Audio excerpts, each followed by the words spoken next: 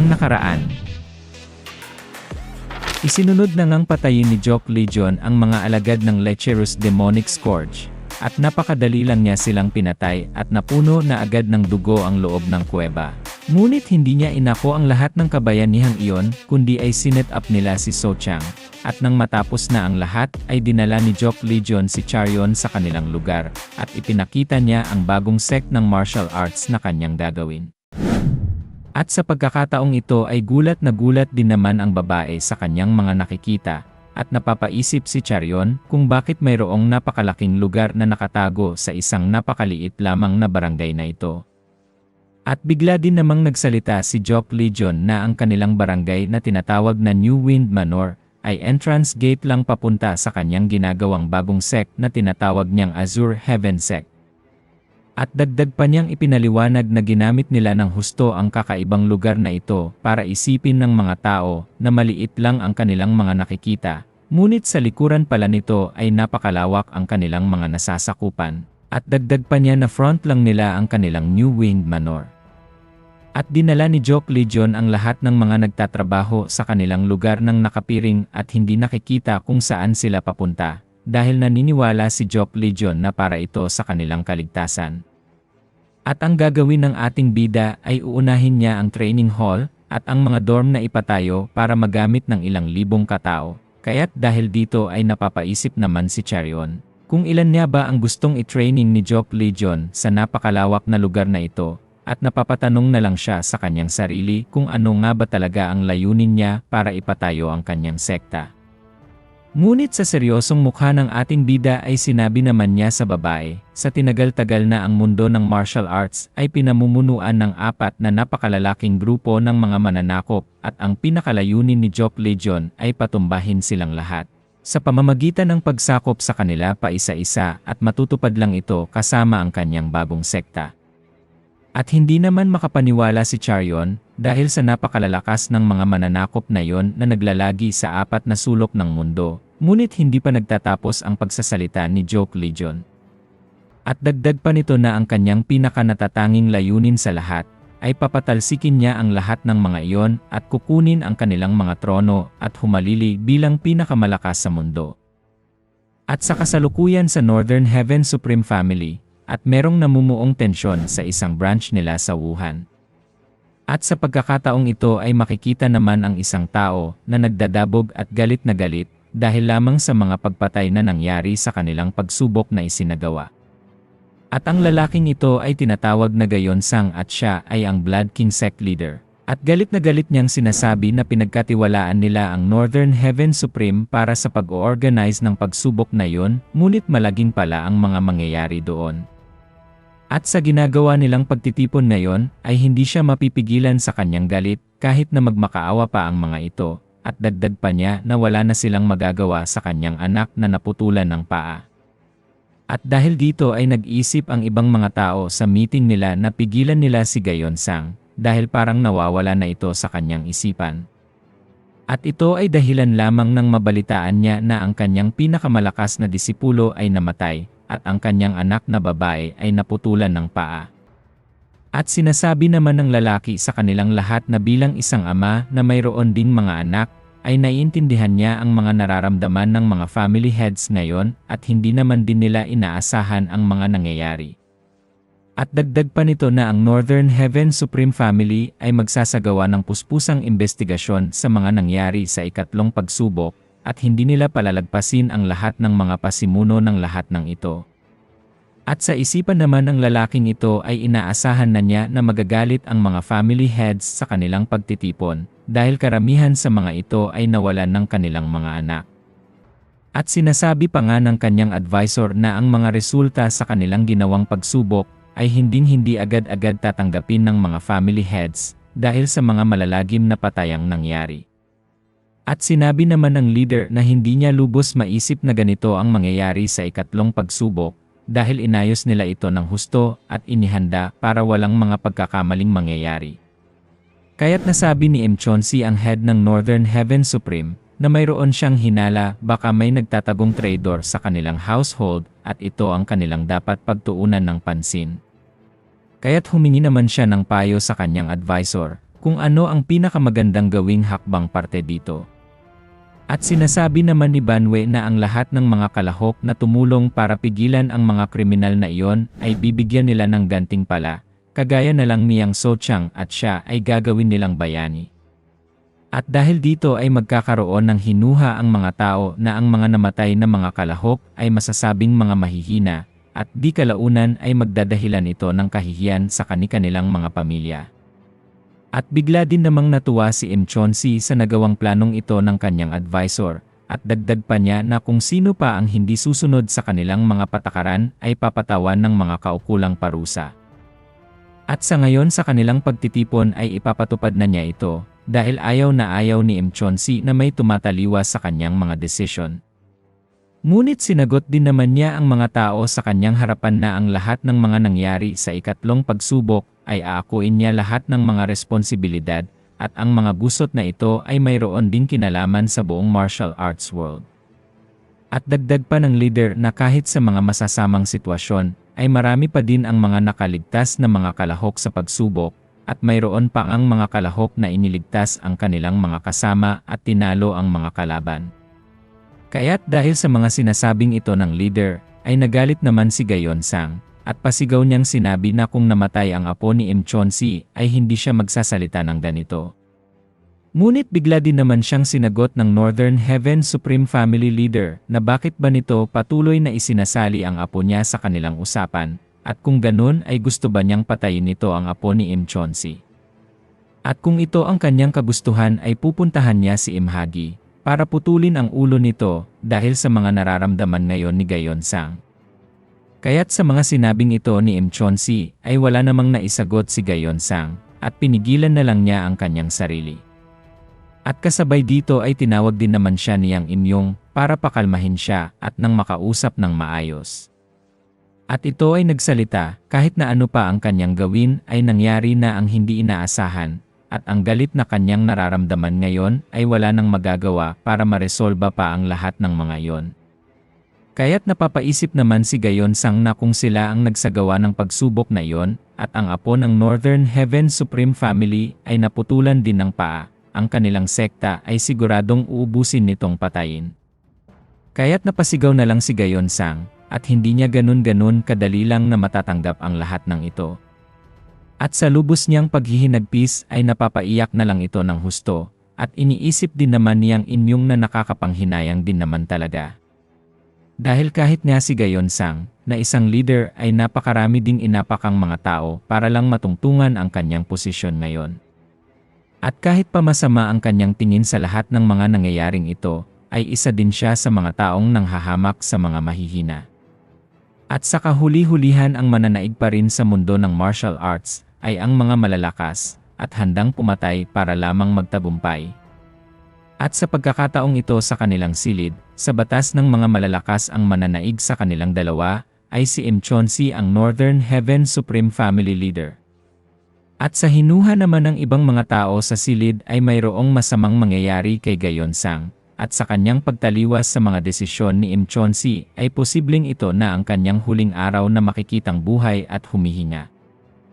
At sa kasalukuyan naman ay makikita si Joke Legion at si Charyon na naglalakad, at sinasabi ng ating bida na sa katunayan mayroong isang grupo ng mga bandido ang katabi nila na namamalagi sa kabundukang ito. Ngunit ang mga bandido ay nanghihingi ng pera sa kanila para hindi sila atakihin ng mga ito, at dagdag pa ng mga bandido na ang pera ay magiging proteksyon para maipagpatuloy ang kanilang paggawa ng bagong sekta. Kaya't sa ngayon na pagdesisyonan ni Joke Legion, napupuntahan niya ang mga bandidong ito para ubusin silang lahat at itaboy sa kabundukang ito para wala nang makakasagabal sa kanyang ginagawang bagong sekta. Kaya't medyo nangangamba din naman si Charyon. At sa mga sinasabi ni Joke Legion na uubusin niya ang lahat ng mga bandidong iyon, ay iniisip naman ng babae na baka gagawin din na naman ni Joke Legion ang kanyang pagpatay kagaya ng ginawa nito sa kuweba.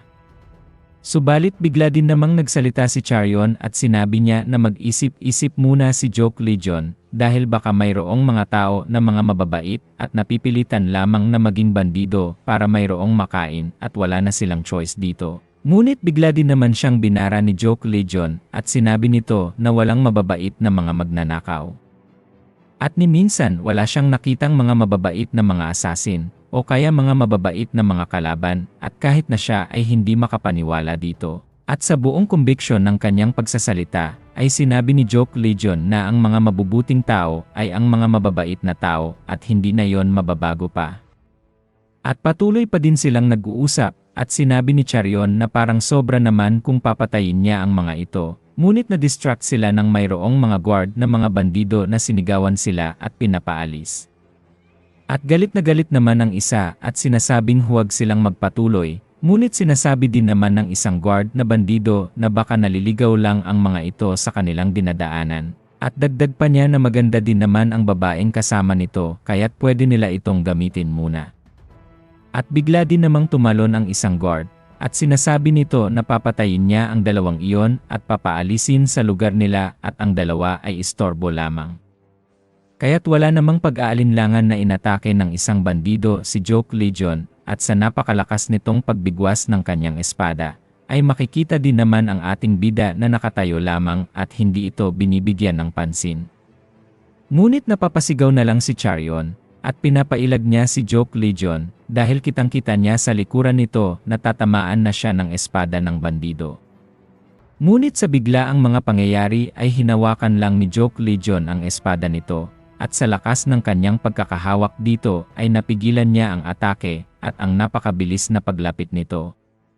At ang ginawa ng ating bida ay binaligtad nito ang espada at itinira sa mukha ng bandido na nagdahilan ng pagtilapon nito at pagtalsik ng mga dugo sa mukha nito. At habang ginagawa ito ni Joke Legion ay parang hindi pa nga niya ginamit ang buo niyang lakas. At dahil dito ay napapasigaw na lang ang bandido, kasabay ang pagkatanggal ng kanyang mga ngipin pati na din ang paglabas ng mga dugo sa kanyang ilong at hindi niya inaasahan na maka-counter-attack ang kanyang atake. At sa mga nakikita naman ni Charion, ay napapaisip siya kung ito ba ang ibig sabihin ni Joke Legion na hindi niya papatayin ang mga bandidong iyon, kundi ay bubugbugin niya lang ang mga ito. At nang mapatumba na nga ang isang bandido ay nabigla din naman ang kasama nito, at siya ay nag-isip kung bakit biglang nasa lupa na ang kanyang kasama dahil hindi naman niya nakitang umatake ang dalawa. Kaya't nang papalapit na ang isang bandido, ay bigla din namang nagkatitigan sila ni Joke Legion. At para bang ang ating bida ay mayroong ipinaparating na mensahe dito. At si Joke Legion ay biglang napangiti, at ito ay nagbigay ng kakaibang tensyon sa bandido at nabibigla ang kanyang isipan at baka siya ay patayin nito. Ngunit wala na siyang nagawa dahil sa sobrang bilis ni Joke Legion ay napapasigaw na lang ang bandido at hindi na niya nakikita ito sa kanyang harapan. At bigla-bigla na lumabas si Joke Legion sa likuran nito. At sinasabi pa niya na dahan-dahan lang dapat ang kanilang ginawa sa kanyang sekta, at sa ngayon ay ang mga bandido naman ang magbabayad. At narating na nga ni Joke Legion at ni Charion ang kaloob-looban ng Wind Mountain Group Camp, at dito naglalagi ang kabuuan ng lahat ng mga bandido na katabi ng lugar ng ginagawang bagong sekta ni Joke Legion. At kasabay dito ay nagsisisigaw ang lahat ng mga bandido sa loob sa sobrang sakit ng pagkakatama sa kanila. At sa ngayon ay makikita naman na pati si Charion ay nakikisali na din sa pag-atake sa kanila at sa kanyang isip ay mahihina naman pala ang mga ito. At bigla din namang nagsalita si Joke Legion at sinasabi nito kay Charion na mayroon ba siyang kakaibang nararamdaman sa paligid at kung meron man ay dahil lamang ito sa mga murderous intent ng mga bandido. Kaya't habang napapatingin si Charion kay Joke Legion na inaatake ang bawat isang mga bandido, ay sinasabi naman ng ating bida na huwag siyang mag-aalangan na umatake sa mga ito dahil kung hindi ay mamamatay siya. At habang nagsasalita pa ang ating bida ay nararamdaman din naman ni Charion ang intensyon ng pagpatay sa kanyang likuran, kaya't siya ay napalingon at naghahanda na i-counter-attack ito. At ibinaling niya ang pansin sa kanyang likuran sa pamamagitan ng mabilis na galaw ng kanyang mga paa. At nang papalapit na ang espada ng bandido, ay mas mabilis din namang tumama ang atake ni Charion sa leeg nito at ang layunin lang niya ay panandaliang iparalyze ang mga ito at hindi niya papatayin. At napapatingin na lang ang babae sa kanyang mga napatumbang mga bandido at bigla siyang napapaisip na parang mayroong nag-iba sa kanyang katawan at ang mga atake na kanyang ginagawa ay lumalakas na sa pagkakataong ito. Kaya't bigla naman siyang napasigaw at sinasabi niya kay Joke Legion na ang kanyang martial arts ay nag-improve na ng napakabilis ng hindi niya namamalayan. Kaya't napapasabi na lang si Joke Legion na ang sarap sa pakiramdam, diba? At habang sinasabi niya ito ay patuloy din naman niyang pinagbububugbog ang mga bandido na kanyang makakasalubong. At dagdag pa ni Joke Legion na ang nararamdaman ni Charion ngayon ay tutulong sa kanyang katawan para mas lalo pa siyang maging malakas sa mundo ng martial arts. Ngunit bigla namang mayroong nagsalita sa di kalayuan at sinasabi nito na hindi pa tapos ang laban. At kasabay dito ay mayroon din namang napansin si Charion na ibinato papunta sa kanya at siya ay nag-isip kung ano ba ang kanyang gagawin dito. Kaya't nang papalapit na ang bagay na ibinato ay isa lang ang ginawa ni Charion at ito ay kanyang inatake gamit ang espada na nagdahilan ng pagkahati nito. Ngunit ang hindi niya inaasahan na ang maliit na bag na ito ay naglalaman pala ng kakaibang mga powder.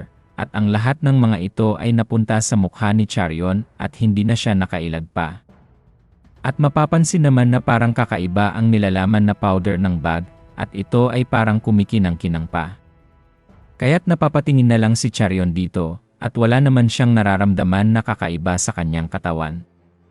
Kaya't nang malanghap niya ang lahat ng mga powder ay napatanong siya kung ano ang bagay na ito. At sinasabi naman ng isang bandido na hindi niya inaasahan na 2 tao lamang ang gagawa ng napakalaking gulo sa kanilang lugar at iniisip niya na hindi ordinaryo ang martial arts na tinataglay ng 2. Ngunit sabi pa nito na hindi lahat ay mareresolba ng purong martial arts lamang sa mundong ito at ang nagsasalitang ito ay ang Green Forest Group Leader at siya ay ang pinuno ng mga bandido. At sinasabi pa nito na hindi lang poison ang kanyang hinagis kay Charion dahil meron pa itong kakaibang epekto sa kanyang katawan. Kaya't nagugulat din naman ang babae baka maparalyze siya dahil dito, ngunit parang kalmado lang naman si Joke Legion habang papalapit ang leader ng mga bandido. Subalit dagdag pa niyang sinabi na ang powder na iyon ay poison na may nakahalong aphrodisiac, kaya't ito ay napapangiti na lamang dahil si Charion ay nabiktima nito. At dagdag pa niyang sinabi na sa ilang minuto lamang ay magiging mainit ang katawan ni Charion at kahit na sino ang lalaki na kanyang makita ay yayakapin niya agad-agad. At kung hindi siya makipagsiping sa isang lalaki ay mamamatay siya sa pamamagitan ng paglabas ng mga dugo sa iba't ibang parte ng mga butas ng kanyang katawan.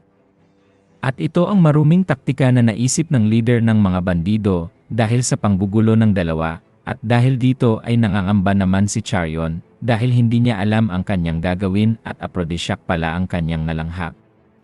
Ngunit bigla din naman siyang sinagot ni Joke Legion na nagpatigil sa kanya at sinasabi nito na huwag na siyang mangangamba ng lubusan.